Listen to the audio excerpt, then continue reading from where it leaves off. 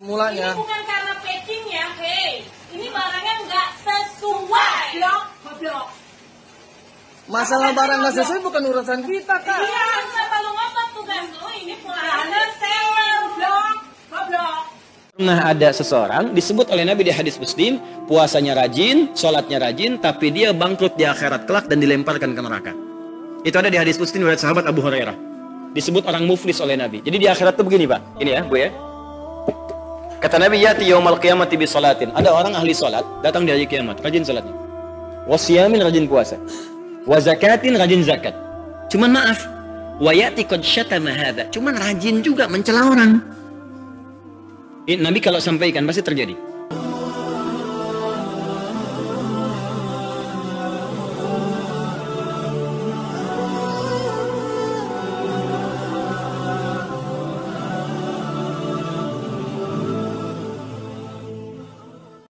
Nah, maka yang terakhir puncaknya akhlak.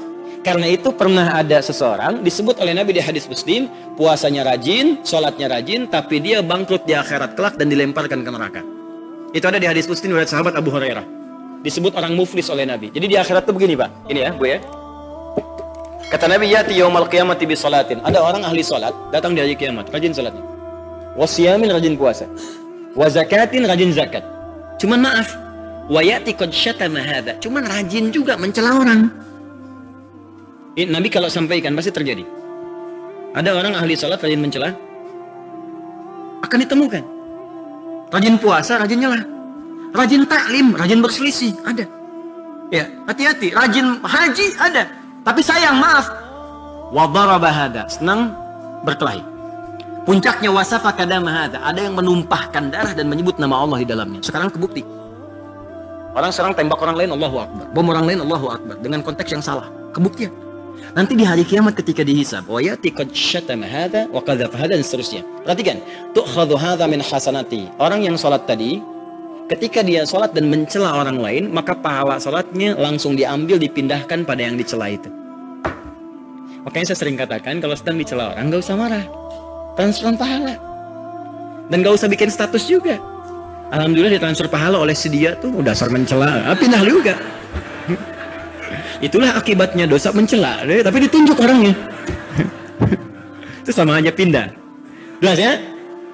Nah, ketika diambil ini, pahala sholat, pahala haji, pahala puasa, tiba-tiba masih ada di sini keburukan belum selesai.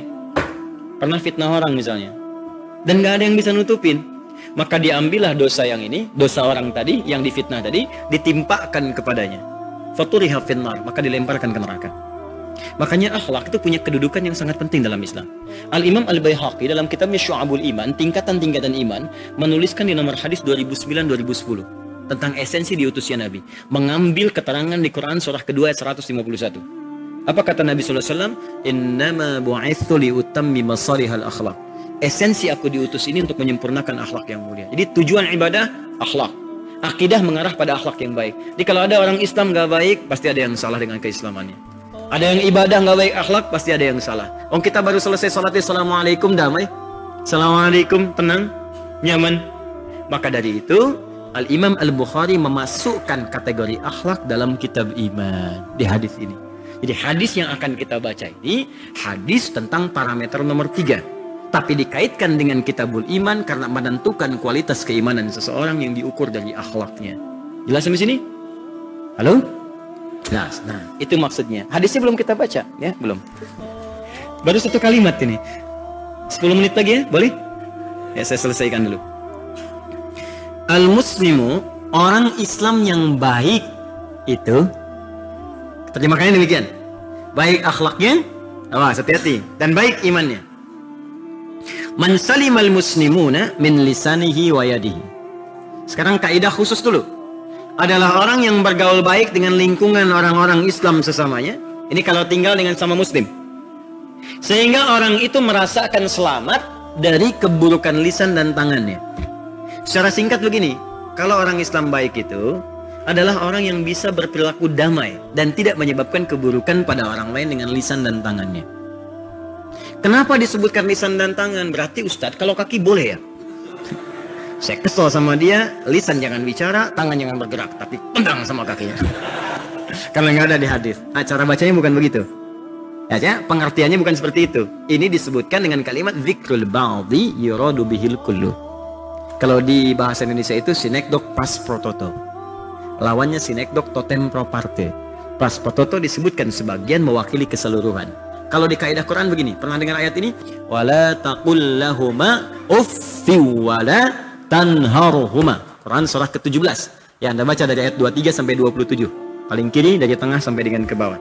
Ketika diminta berbuat baik pada orang tua, kata Al-Quran, jangan sekali-kali kamu berkata pada orang tua. Jangan salah baca. Oh, kalau nggak boleh. Kalau marah berarti boleh. Ya. Nah, belikan ini ke mama ya, ke pasar. Mama nggak boleh. Ya, jangan salah menyimpulkan. Yang nggak boleh, kalau marah boleh. Kenapa begini? Kenapa begitu?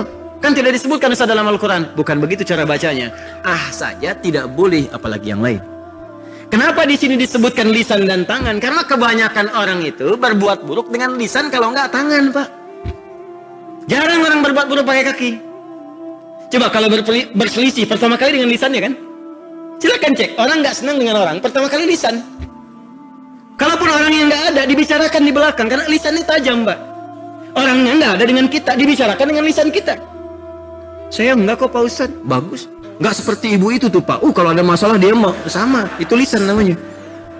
Ya. Tangan sekarang, dulu tangan tuh cuma bisa fisik, mukul begini. Sekarang lisannya nggak bicara, tangannya bikin status. Ya, dia tidak seperti yang aku kira. Tulis. Kenapa Jong? Enggak, biasa saja. Tulis tuh. Tungguin, bikin status pagi jam 5, ditungguin sampai sore. Baca ada komen nggak? Mantap. Tuh, respon sudah mulai datang. Itu sekarang terjadi. Makanya kata Nabi, kalau ada orang yang mengaku muslim tapi lisannya masih belum baik, gibah dinikmati bahkan jadi acara, ya, tulis yang nggak bagus, hoax tuh. Demi Allah saya katakan, satu hadis ini diamalkan, hoax selesai. Satu hadis ini diamalkan, pembunuhan, pencurian, mabuk, zina, selingkuh, hilang semua. Orang mau mencuri kebanyakan dengan tangan. Silakan cek. Jadi kalau satu hadis diamalkan, orang Islam aja selesai. Kriminalitas sudah selesai. Damai hidup. Maka boleh jadi sekarang ini yang kurang kita praktekkan. Makanya pengajian jangan dihambat. Jangan dilarang orang ngaji. Tapi diarahkan mengaji yang benar. Dan kita pun kalau ngaji sekarang harus serius, cari yang benar. Kenapa cuma datang untuk ketawa pulang lagi? Apa yang didapat? Belajar yang benar. Supaya bisa diamalkan dengan benar. Jadi kalau seperti itu insya Allah kalimat radikal itu gak akan muncul. Ya, insya Allah semua baik-baik. Radikal pun salah sebetulnya, kata-kata yang keliru. Radikal itu dari kata radix. Artinya akar. Sesuatu yang mengakar. Radikal sesuatu yang mengakar. Jadi kalau orang itu belajar Islam yang mengakar dengan benar, belajarnya paham, gak akan muncul kekerasan. Yang benar itu ekstrim, keras itu ekstrim namanya. Karena radikal itu salah kata itu. Makanya ada kopi radix. Kopi radix yang diracik dari akarnya. Itu asalnya. Saya mengajarkan sesuatu yang keilmuan ya, ranahnya keilmuan. Nah, makanya kalimat-kalimat sekarang, isu-isu yang dibangun itu kita jawab dengan akhlak. Jangan dengan argumentasi capek. Ini argumen begini, komen begini, balas. Ya sama-sama radikal juga. Radikal ekonomi, banyaknya korupsi. Ya, radikal di bidang ini, radikal di bidang itu. Di agama, kita tunjukkan dengan cara yang benar. Radikal katanya ini agama, jawab. Ini kita lembut, ini berlaku begini dan seterusnya. Itu yang perlu dijawab dengan akhlak sekarang. Jelas ya? Dan jangan banyak berdebat, sudah menghabiskan energi dan sebagainya. Saya tidak mengajarkan mencela orang lain, sekalipun orang itu mencela kita. Termasuk kalau ada yang mencela saya, jangan dibalas. Saya nggak marah, kenapa Anda marah? Kita doakan dengan baik. Jelas ya? Baik, kalau ada ustadz ini, ustadz radikal ya nggak apa-apa.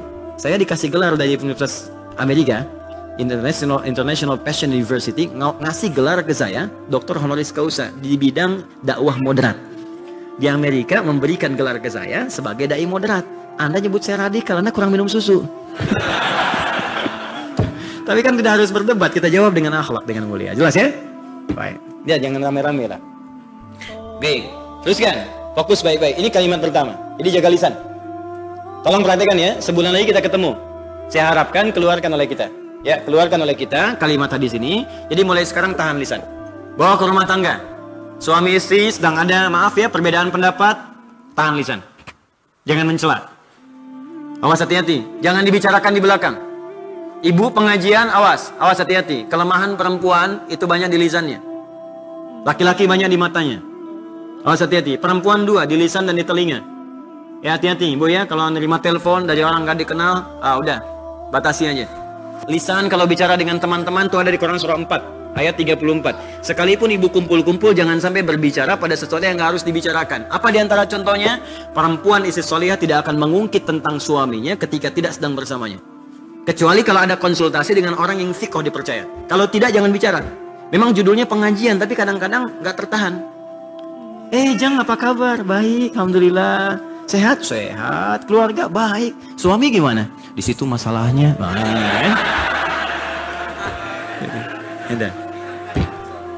Ya, karena itu disebut nisa. Ibu tahu nisa artinya?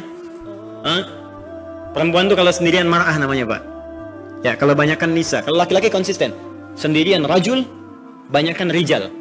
Tinggal merubah cara baca, tapi akarnya sama. Rajulun tuh rajul, tegak, kuat, berwibawa. Makanya kalau ada orang berbicara sudah tidak tegap lagi, maka berkurang kelaki-lakiannya. Apa kabar? Nah itu berkurang itu.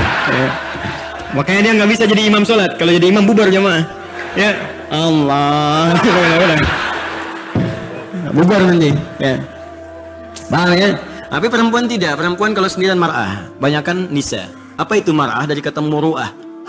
Ya punya 3 arti. Sesuatu yang ingin tampil indah, mar'ah. Kayak kalau ibu-ibu senang dengan keindahan, normal, wajar Bu.